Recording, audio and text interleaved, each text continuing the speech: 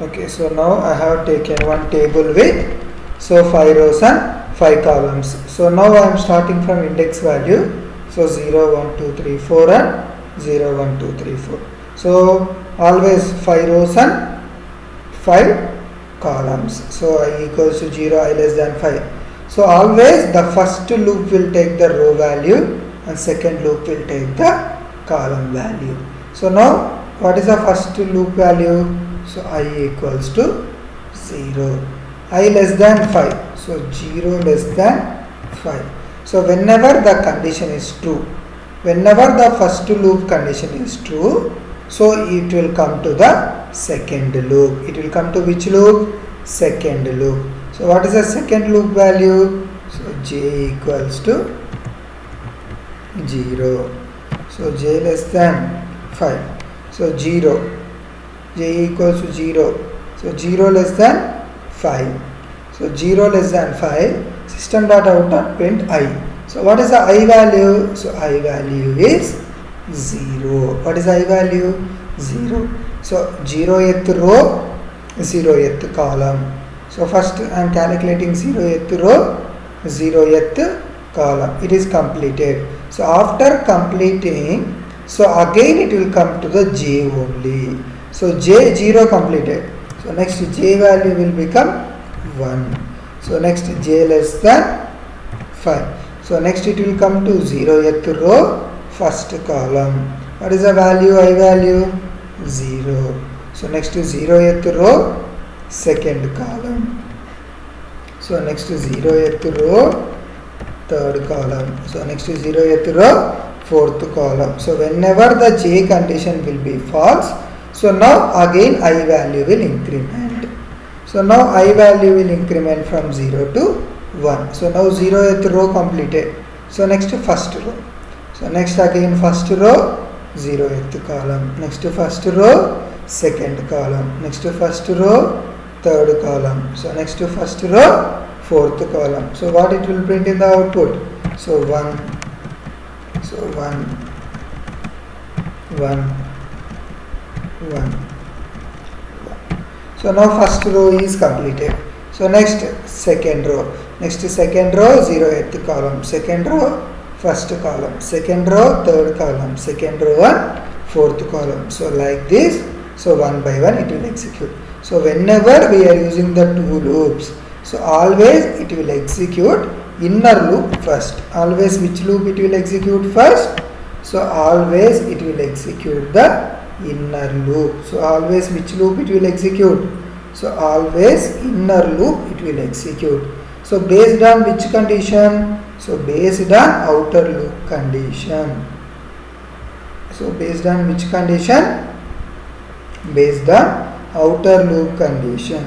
So based on outer loop condition, so inner loop will execute first. Okay. So according to this, it will execute the output. So now I hope everyone is clear with this nested loop concept. Okay, nested loop concept. So why we are using the nested loops? So to print the output in the rows and columns. So we have to go with the nested loops concept. So we have to go with the which concept? So nested loop concept. Okay.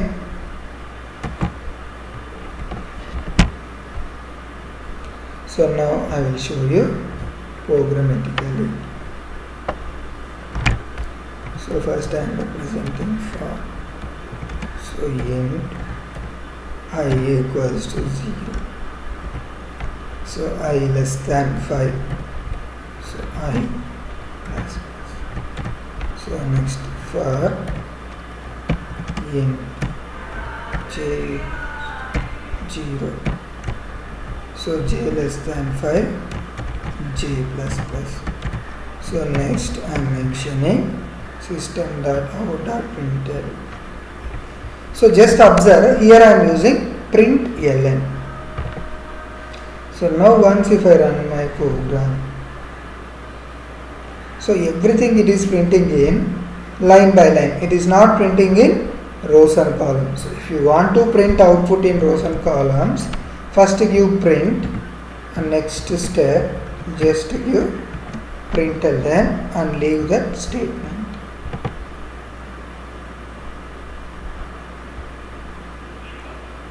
So now see, print means what? After printing the first row, next it will come to println. Println means it will come to the next row. So again after this next row. So like this it will execute. So if I give I, it will print the I. So now I am not giving the I. So just here I am mentioning the star. So directly in the output it is going to print the star. So 5 rows and 5 columns. So it is going to print star in the output. So this is a which concept? So nested loops concept. So this is a which concept? Nested loops concept. So now I hope clear with this nested loops concept. Okay.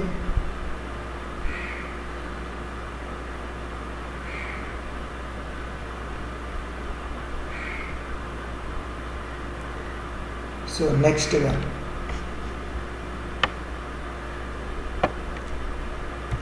So next one is the string concept. So next one is a which concept? So next one is a string concept. So what is meant by string first of all? So next one is string. So what is meant by string?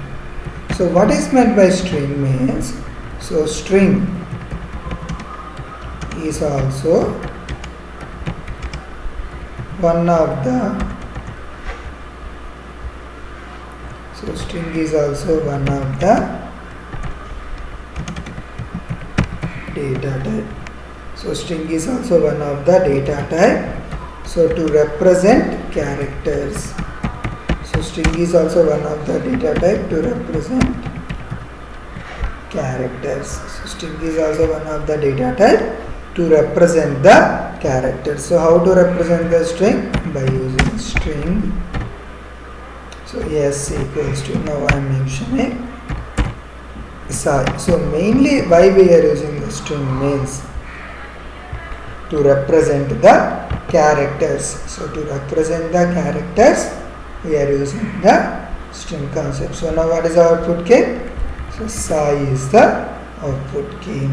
So now I want to type the length of the psi. So how we can find the length of the psi means, so string is providing some inbuilt methods. So inbuilt methods means what? Already available in the string. So length. If I give length,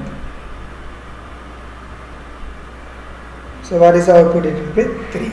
So what is the length of the psi? So 3. So 3 is the length of the psi. So the 3 it is going to execute. So now I am giving system.out.println. So s dot to uppercase. So now I represented my string in the lower case. So now if I run, so it will print in uppercase. If I represent in lower case, so now it will represent in the uppercase. So next we will compare the two strings. Now I am giving string s equals to, s already I have given. So x equals to psi. So next I am mentioning string y equals to psi. So now I am giving system.out.println. So x dot equals to 1. So now the both strings are equal. So it will print output as a true. If the both strings are not equal, so it will print output as a false. So this is the equals to method. So these are all the some methods we are using in the string concept. Okay.